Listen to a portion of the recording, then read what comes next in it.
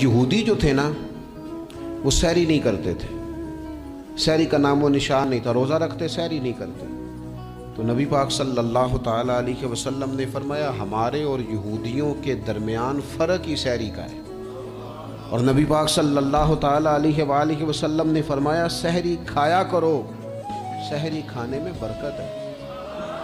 اور اگلی بات سننی ہے آپ نے تو خوش ہو جانا ہے، سحری کو معمولی نہ سمجھے، سحری کرنا عبادت ہے۔ ہاں آپ مت سمجھیں کہ میں روٹی کھا رہا ہوں، یہ تو میرے سامنے دہی رکھا ہوا ہے، یہ تو سالن رکھا ہوا ہے، یہ تو اچار رکھا ہے، تو چپاتیاں رکھی ہیں۔ سحری کھانا عبادت ہے۔ آپ صبح اٹھے، آپ کی تو روٹین ہی اور تھی، تو 7 بجے کھاتے تھے، 9 بجے کھاتے تھے۔ یہ جو آپ صبح کھا رہے ہیں اٹھ کے سحری میں، اپنی مرضی سے تھوڑی کھا رہے ہیں، یہ تو کسی کے کہنے سے کھا رہے ہیں، یہ تو کسی کے بٹھائے بیٹھے ہیں۔ یہ جو سحری کا لنگر ہے یہ رب رسول کی رحمت کے ساتھ عطا ہوتا ہے، یہ کرم ہے، یہ اللہ رسول کے بٹھائے بیٹھے۔